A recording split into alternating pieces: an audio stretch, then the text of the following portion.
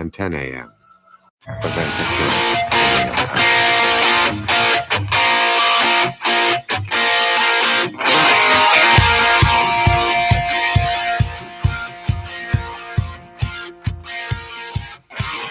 Good morning, everyone. Welcome to another episode of Full Press Coverage Radio Live. It's Wednesday. It's the night before the NFL draft, and I don't know about you, John, but I'm excited that it's here.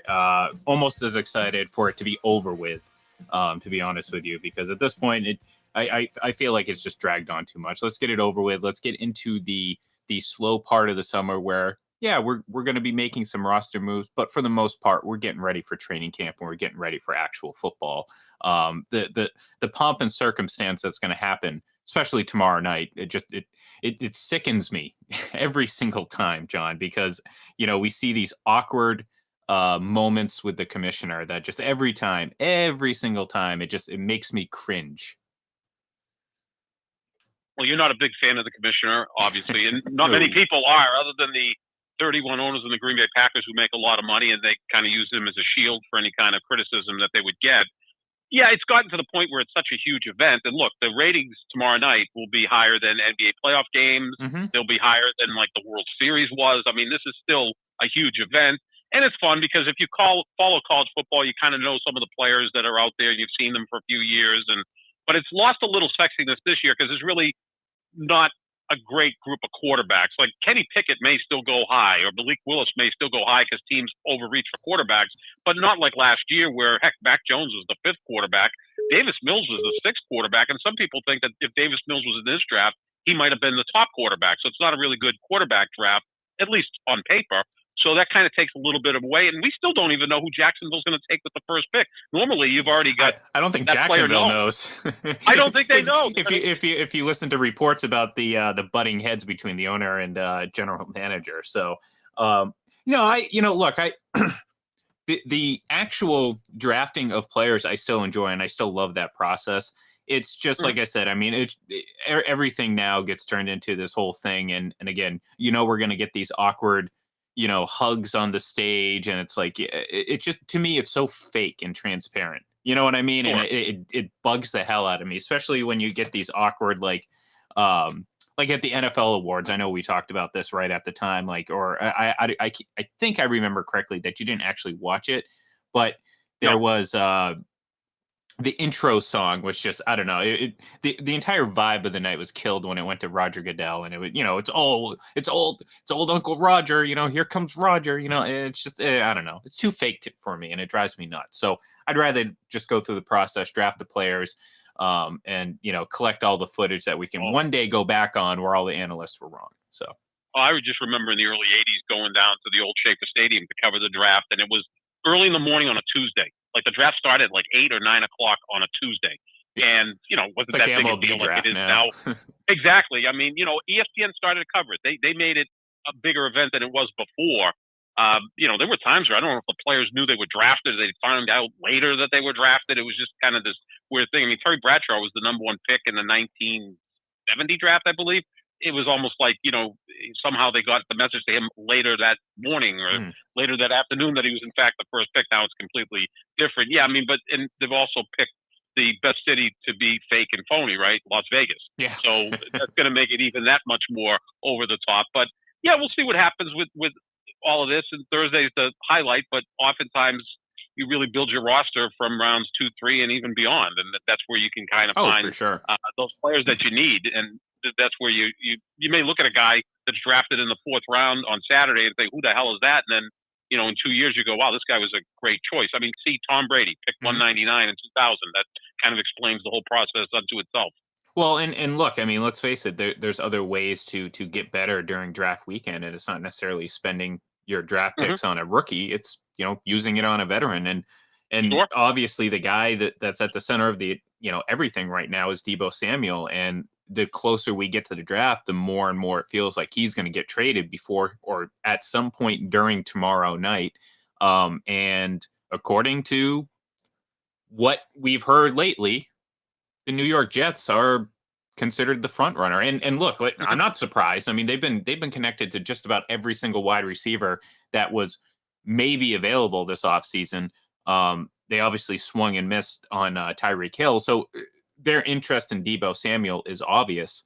But they have the 10th overall pick. That's a pretty nice asset to use. And, if you're the 49ers, if you have to trade this player, you want to get as much as you can get, of course. But I think you want more of an immediate impact. You don't want first round picks next year or the year after. I mean, again, maybe you have your eyes on a different player down the road, but I think you want that immediate impact player this year to offset that loss if they trade him or when they trade him. Or at least I'm assuming he's going to end up getting traded. Yeah, if that happens. And the connection with the Jets is pretty strong, right? Robert Saleh is the defensive coordinator in San Francisco.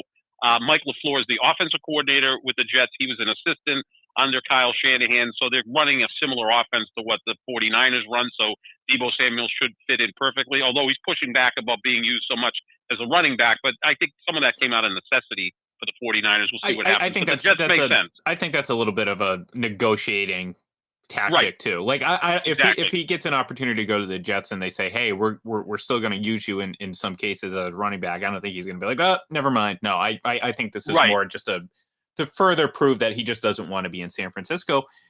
Excuse me. And look, I mean, the Jets ultimately might have the best quarterback of the two teams. I know Zach Wilson struggled a lot early on, but give credit where credit's due. He started to put things together towards the end of the season. You give him a talent like Deebo Samuel, and that's only going to help. See Josh Allen. So I understand why the Jets are going to do it. The problem is though, John, if they make this trade, I don't think it makes a difference where they stand in the AFC East or AFC for that matter. I think nothing really changes. And look, I mean, we're basing that on paper right now. I mean, a lot can change once we actually start playing football, but I don't think they would be any better than the third best team in the AFC East.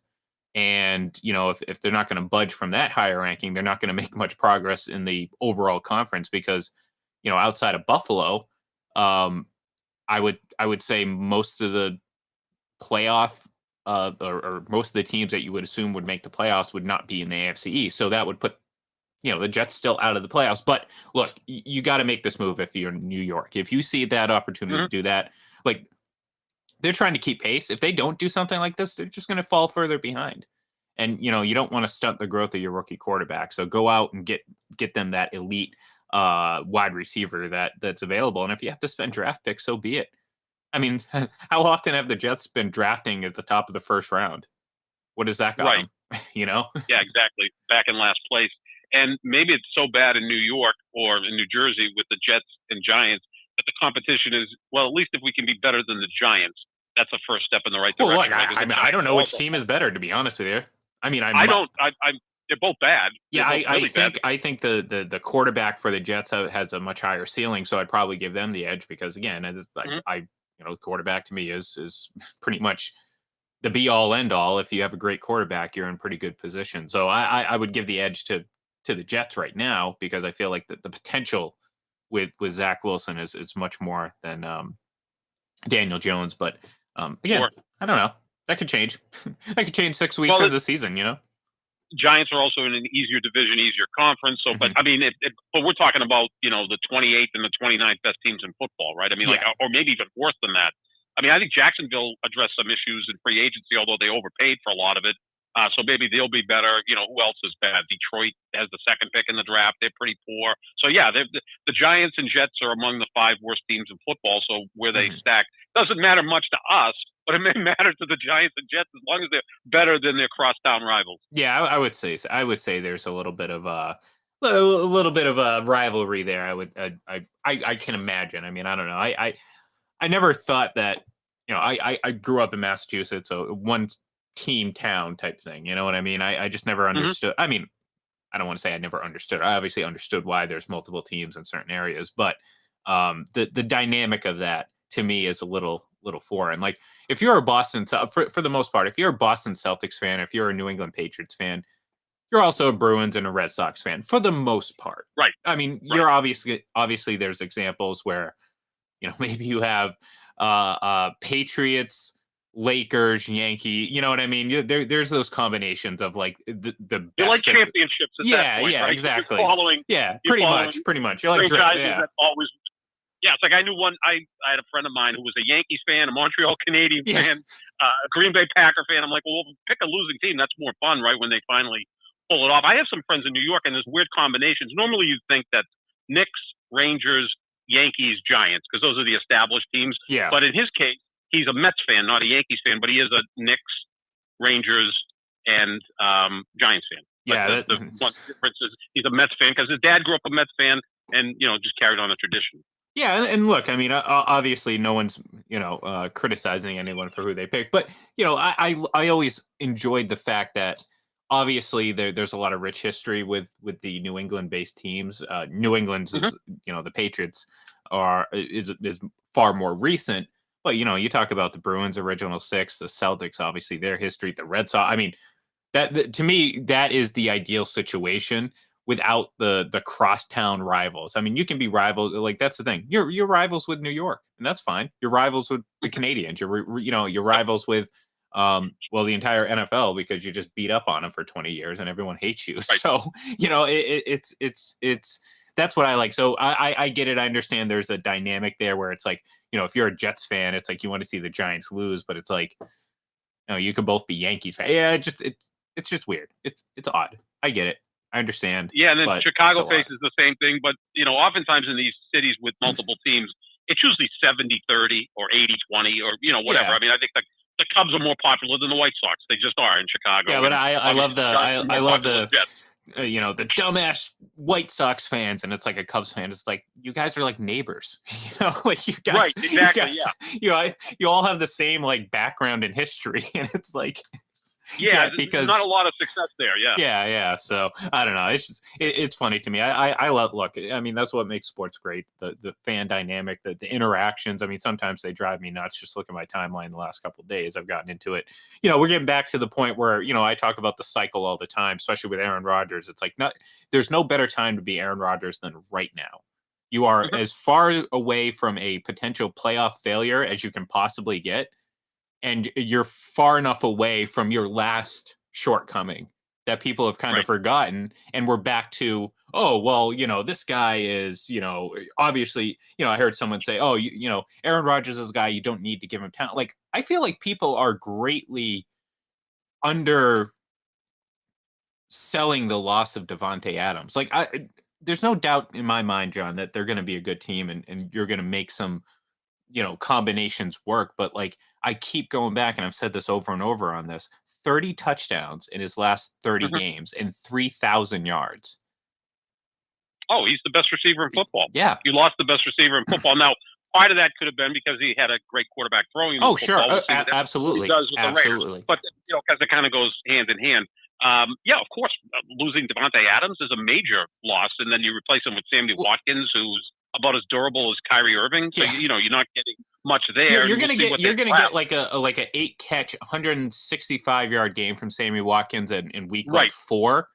And you're going to think, okay, this is it. And it's just never really going to happen again. But like, on top of all that, like, and I think I mentioned this the last time we might have brought this up was, this isn't like the Packers. The Packers weren't like the top offense in the league last year. They were 10th, barely 10th. So like they were an elite offense, but on the this. So to me, I look at this and I'm like, I think the Packers, and look, I mean, we both know Rodgers can at times have trust issues with some of the newer receivers. I think with veterans, I think you're going to be all right. So with Sammy Watkins, if he's healthy and on the field, I think they'll be all right. But to me, I can't reconcile where they're going to make up that offense, especially when one of the areas they struggled last year was when he became too Davante Adams dependent and didn't trust the others. And now you lose Davante Adams, but you also lose Marquez Valdez-Scantling. Like, again, arguably maybe your top 2, maybe your top 1 or 3 receivers, and that to me is going to be a problem for the Packers and Rodgers. Yeah, I mean, you got Randall Cobb, who's as old as I am. You bring in Sammy Watkins, who's not durable. Alan Lazard is a nice 4th receiver, but I think he has sometimes some trust issues with him. We saw that in the playoff game. He had Lazard wide open at midfield late in the game and instead threw into double coverage trying to get it to Davante Adams. So, I mean, they should still win that division, although I think Minnesota can be in contention. But with all things being equal, and they're probably not, they still have by far the best quarterback in the division. So they should be okay there. And one thing that they do really well is they win the turnover battle, because whether you love Aaron Rodgers or think he's overrated or despise him, the guy doesn't turn the ball over. So, that's usually a plus. And that's sometimes the difference in winning and losing games. Go back to the Christmas Day game against Cleveland. Cleveland actually outplayed Green Bay in that game, but Baker Mayfield had 4 turnovers, Aaron Rodgers had none. That's a huge difference. You generally win when you win the turnover battle. Yeah, and that's obviously the thing. Now, again, what's going to happen? Like, the last 2 seasons have been probably the best Packers teams we've seen in since the Super Bowl run in the year after, where they went 15-1. That easily, and they obviously still fell short and had some very glaring weaknesses, and I just don't think that they've gotten better. And I think you're going to need Aaron Rodgers to do more. Does that make sense? I don't want to say like he has, what I'm saying? Like protecting the ball is great, but I don't think he's going to have the luxury again without Davante Adams, a guy who just, produces touchdowns every time he's on the field and just chunks of yards. Like that's going to be an adjustment period. So of course. It's going to be difficult to me where it's like, so, when I talk about right now, the NFC, the elite Super Bowl contenders, I have probably the Rams and Bucks, and then the Packers slightly below, kind of in purgatory. Cause I really don't know. I really don't know. I'm having a hard time figuring, what's going to happen, because like, again, this isn't a knock on Rodgers. It's just, well, the counterpart down in Tampa has done it with multiple degrees of talent on his roster.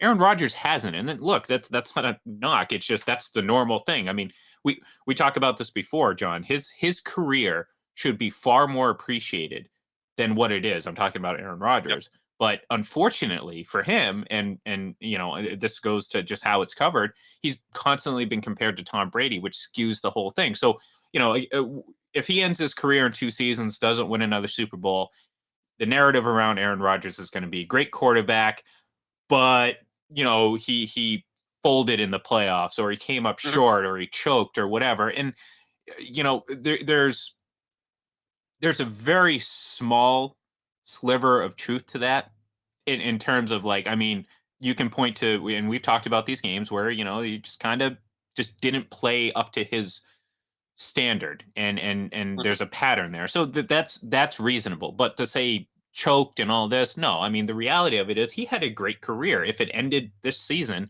and he never won another Super Bowl, he had a great Hall of Fame career.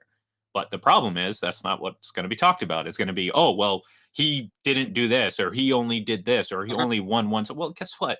Winning Super Bowls are hard. So to me, going forward this season, I think Green Bay really missed these last 2 years an opportunity to win that second Super Bowl, because kind of like Kansas City, I didn't see them get better this offseason.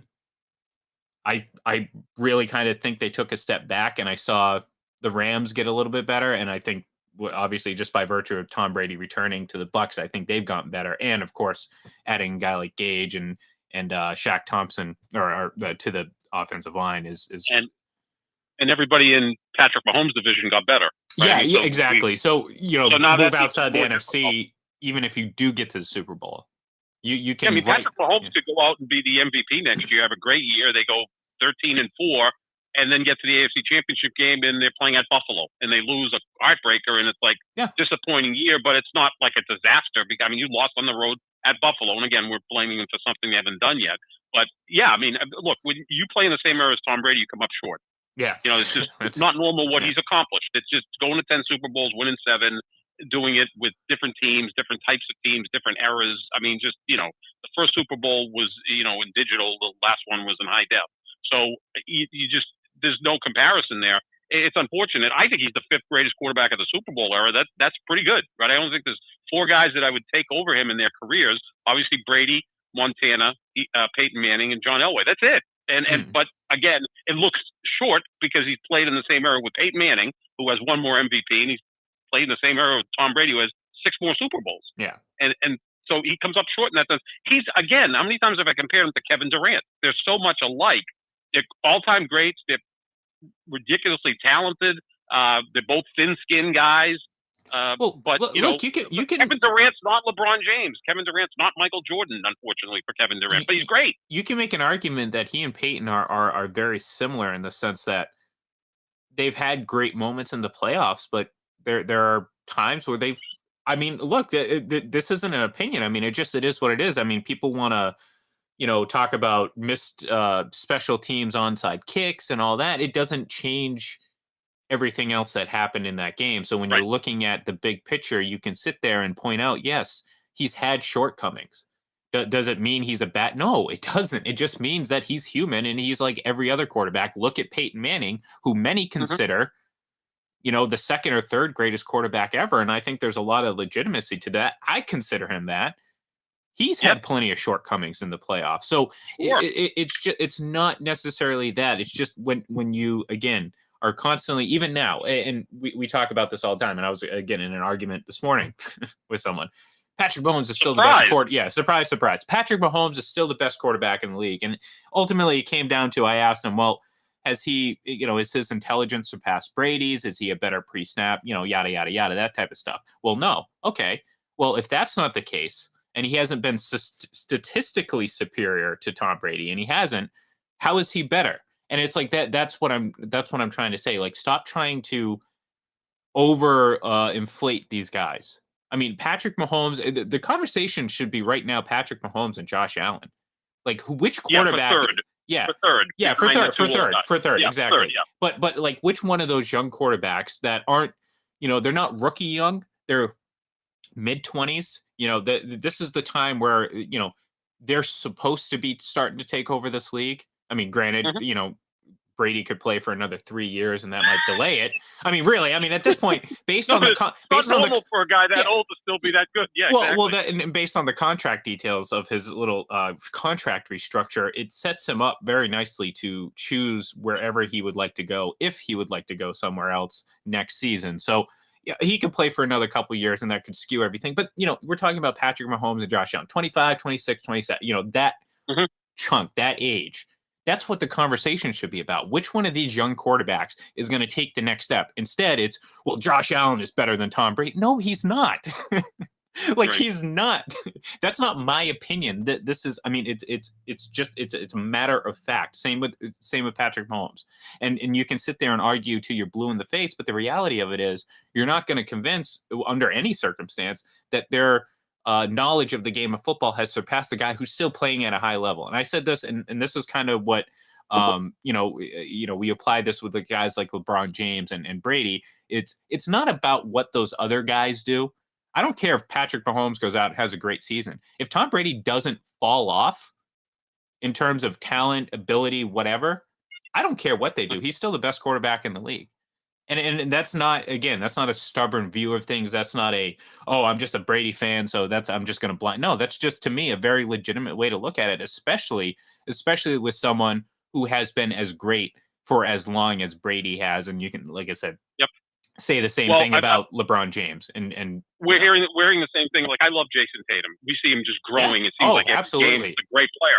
But to call him a top 3 player in the league right now, it's premature. I think it's a false narrative. Now, maybe what's left in the playoffs, because LeBron didn't make the playoffs and Durant's already been eliminated from the playoffs. So, yeah, maybe of the players left in the playoffs, we can go there. But to just put him in that discussion right now, again, I've always said this, if you want to say top 5, well, there's only 5 guys in the top 5, right? Yeah. So, in the case of Jason Tatum, again, love him. He's phenomenal. He's going to be, I think, in the discussion. Who are you excluding out of that top 5? Who are you excluding? Yeah. I mean, Durant's still Durant. I mean, I know he had a rough series, but he's still awesome. LeBron almost led the league in scoring. Giannis, to me, is the best player in the league. So there's 3 right there. Embiid and Jokic are going to finish 1, 2 in some order in the MVP voting. And that doesn't even include Luka Doncic, who's roughly the same age as Jason Tatum, and I think better than Tatum. So Tatum, he has top 5 talent. Yeah, without question, he can get there someday, but maybe he's not quite there yet. And that's the problem. That doesn't mean I don't think he's not awesome. Exactly. It's just, you have to kind of top 5 to be his 5 guys. Yeah, and that's exactly, and it's not just about that one person you're talking about. You know, Exactly. Jason Tatum is top 5. Well, okay, but like, you know, who are you knocking off that list of 5, 6 guys that you just listed? And who's 6, 7, and 8? Let me yeah, know who 6, 7, and 8 is, and then we can have that discussion, and then yeah, I'll maybe refute that. and that's the thing. It's like, okay, and that's exactly how things should look. I mean, if Brady and Rodgers weren't around, if they had both retired this past offseason, there'd be a little bit more uh uh openness. I'd say there'd be a little bit more open competition to seize that best Sure. quarterback in the league because, well, excuse me, my voice just cracked there. You know, there's far more level playing field, and there's far more like, you know, Patrick Mahomes can string off like 2 or 3 straight great seasons and still like not like match like a 3, 4, 5 season stretch by Brady. That's the disparity we're talking about here. So to even have that conversation is premature. And then again, at the end of the day, it ends up weakening what should be a great evaluation of a young quarterback. We should be like, wow, Josh Allen, Patrick Mahomes, and then you have probably Joe Burrow and Justin Herbert, guys that probably have to prove it a little bit more. And maybe you can argue that Josh Allen is probably deserves to be in that mix. But I think we've seen enough from Josh Allen the last couple of seasons to very safely assume that he's a steady grower. You know what I mean? He's going to continue to evolve as a quarterback. So I do kind of elevate him a little bit above guys like Burrow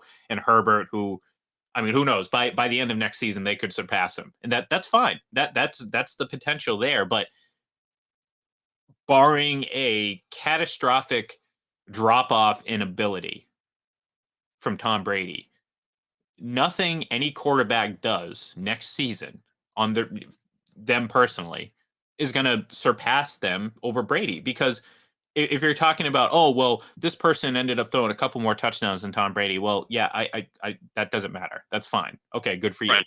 You know, that's not going to change. Like I said, at the end of the day, it doesn't say, oh, so now he's smarter than Tom. Well, no, obviously he's not, but that's where the discrepancy comes in.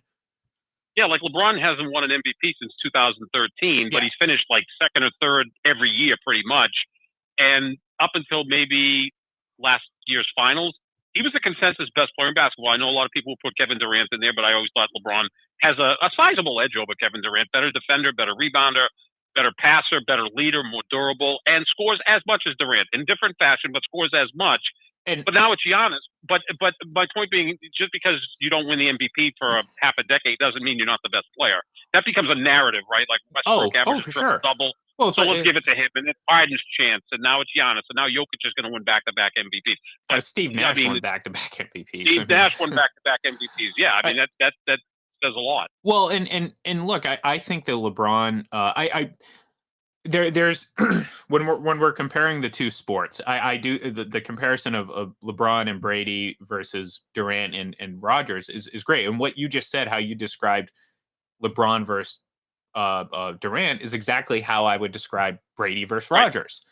Yep. And it's not a knock on Rodgers. I mean, he's a great quarterback. Nope. It's just you're talking about the greatest. Now, I don't. You know, if we're going to be comparing Brady and LeBron, I think there's some differences there where Brady might exceed him. But, you know, for the most, they're two of the. I still haven't committed to LeBron being the greatest of all time, so I don't want to just call him that, because I think the overuse of the word GOAT is grossly overused at this point. I do believe Brady is obviously the GOAT, but obviously there's no doubt, doubting LeBron's greatness and how great he is. I mean, he's not going to get much further than number 2 or 3 on the list. So, yeah, I mean, so I think those two comparisons are very good. And look, Brady hasn't won an MVP, but I'm glad you brought that up. And I wish I had these numbers in front of me. I saw them actually closer to when the award was announced. Rodgers either wins it or he's not in it. That's not a knock. If he's in the MVP race, he's going to win it. Brady has more first, second, third. It's like an Olympic champion. Like, are you going to go and get 4 golds? Or are you going to get 3 golds, 3 silvers, and 4 bronze? I mean, yeah. So, and again, it's not a knock on Rodgers, but the MVP is a nice thing. And I will maintain this. I agree that he deserved to win in 2020. I do not believe he should have won the award this year. I will go to my grave believing that, and that's not a biased thing. I feel like I've made my case very legitimately as to why I believe that, and I'm not just saying it, So, but at the end of the day, the MVP award, and this is an argument I was getting into, is the opinion of 50 people, and in the grand scheme of things, it doesn't necessarily, represent the entire, you know, greater good, because like there's plenty of people. Like I'd say it was pretty close 50-50 split between fans, analysis, columnists, whatever, radio hosts that believed Rodgers or Brady. Obviously, the votes were 80% favoring Rodgers, which I don't think is I don't think 80% of people believed he was the MVP. If you polled everyone, I don't believe that's the case. I believe it's closer to a 50-50 split. But so to me, again, the MVP, it's nice. I'm not going to sit there and say he wasn't the MVP. I just believe that he was. I don't think he should have won it this year. So at the end of the thing with that is he's won 4, but he also got votes in 2 other years. I think 2012 and 2016 he was in contention. Whereas Brady finished 3rd in 2003. Nearly 20 years ago, and finished 2nd this year. So, and in between, he's always in that discussion, right? That's why I wish someone put these numbers together, and I just kind of thought of it as we were talking. So I obviously didn't have the foresight to go and pull them up and have them in front of me. But it's like Brady's like for the majority of his career, he's always been. And sometimes it's not. Like Cooper Kupp was an MVP candidate, obviously this year. I think Brady's previous non-winning MVP seasons have had a little bit more credibility towards the award than Cooper Kupp's this year. But you know what I mean? Like he's always like 2 or 3 or right there. It's like, that's why it's like I push back and say, well, Brady was just a game manager for an early part of his career. I'm like, no, he wasn't. No, I mean, no. Through and this again, this is hell of a manager they got there. Yeah, one hell of a manager that during the span of 2001 to 2004, he was top 5 in every and for the most part, he wasn't 5. He was 3 behind Peyton Manning and Brett Favre. Oh. Like he managed to win 3 Super Bowls in 4 years. That's pretty good. Yeah. And I always push back. Well, he's a system quarterback. I'm like, well, you other teams ought to try using that system. It seems to work pretty well. And again, LeBron the same way. I think LeBron finished 1st, 2nd, or 3rd in MVP voting. I'm not making this up, in 14 of 16 years. Yeah, and that's incredible. That's incredible. I mean, now do other people have more MVPs than him? Sure. Same with Brady. It's like, well, Brady, Peyton Manning has more MVPs. Obviously, Aaron Rodgers has more MVPs, but it's a nice award, and I'm not trying to downplay it because I think it is definitely a honor to be awarded that. But it's not. It's like, I say it all the time. Lamar Jackson 100% deserved to win the MVP award. No one in their right mind going into the following season thought he was the best quarterback in the league. Right. And that's not an insult. It was just, look, he had a very nice season. He is not a better quarterback than Tom Brady. He's not a better quarterback than Aaron Rodgers. He's not a better quarterback than Patrick Mahomes at the time, based on what we've seen from the both of them. It's just, so to me, it's not a fluid thing. And I think, unfortunately, people want to treat it like it's a week-to-week title or day-to-day title. Like if Aaron Rodgers throws 4 touchdowns today and Brady only throws 3, well, Aaron Rodgers is the GOAT. Forget about everything else. Aaron Rodgers is the GOAT. It's like, no, let's have a reasonable discussion here. And that's all I'm looking for, John. That's all. That's what I like, and that's what I do with LeBron and Jordan. I think my pinned tweet is, I think LeBron's the GOAT. But more importantly, I just want to have that discussion. I hate when people push back and go, no, Jordan's the GOAT. Let's not even have that discussion. Let me switch it over to the Academy Awards. Now, Frances McDormand has 3 Best Actress Academy Awards, right? Mm-hmm. Meryl Streep has 2. Yeah, exactly. I like Meryl Streep is the greatest actress ever. I think that's almost like a consensus. It's like she's the greatest actress. Daniel Day-Lewis is the greatest actor. I think we're like most people agree on that. Now, there'll be people that disagree, fine. But Frances McDormand has 1 more Academy Award as Best Actress, because Meryl Streep did win Best Supporting Actress, than Meryl Streep. I think we all agree Meryl Streep's better than Frances McDormand. Hilary Swank has 2 Best Actress Academy Awards. Do we think she's as good as Meryl Streep? No. Meryl Streep has 21 nominations. Yeah. Tom Brady is Meryl Streep. Yeah. It's just and you don't even know who the director is in Meryl Streep movies, but you know she's in it and it's going to be great. So that's really when you look at the longevity, the greatness, the sustained greatness. This isn't like they're, a player in baseball who you look up and go, oh, that guy has 520 home runs. I don't remember him really being a home run hitter, but like a Eddie. Oh my God, how do I forget his name? He was the first baseman from the Orioles for years. Eddie. Oh God. Oh my God. I don't know why. Sorry. I just keep thinking of Eddie Murray. Okay. Eddie Murray, Hall of Fame, a great player, but you never thought him as like a great home run hitter. But he's got over 500 home runs. But again, he accumulated them. Is kind of like some athletes do that. But that's a great point. Meryl Streep is Tom Brady. I think that's a fair comparison. Yeah, and look, I mean, it's. There's going to be obviously, always discussion, but it gets harder and harder to dispute it. And look, just look at the Coach of the Year award in the NFL too. I mean, how many times has Bill Belichick won it? Like, you can't tell me that Bill Belichick is just one better season than Ron Rivera, who has won it, I think, twice, and Bill Belichick 3 times. Like, so to me, it's not like, again, the awards are nice. They do follow narratives. Do I believe they were always justly handed out to the right people? No. Doesn't mean that they're wrong all the time, and that's what I get accused of. It's like, oh, the voters are always wrong. I'm like, no, they're not always wrong. They're just wrong here. And I'm not just saying that. I have, in my opinion. No, they can be wrong, yeah. Yeah, they could certainly be wrong. I mean, they're all human. It's like, you can tell when people don't pay attention. We see it all the time. You get the highest paid people on ESPN getting up on camera saying things that aren't true because they're not paying attention. But hey, no one cares. So it's the same thing across the board. But all I know is I'm happy that Tom is going to have another opportunity to win an MVP and another Super Bowl, because there was a 40-day stretch there where we thought maybe that was it. So, all right. So the NFL draft obviously tomorrow kicks off. So join us. We'll be back on Friday, but tomorrow night live here on Full Press Radio, we're going to have our FPC NFL Weekly program broadcasting during the NFL draft and having some fun there. So definitely check that out, and give us a follow on Twitter at Full Press Radio, at Full Press NFL. And we will talk to you then. So have a great day. Have a great Thursday, and we'll talk to you on Friday.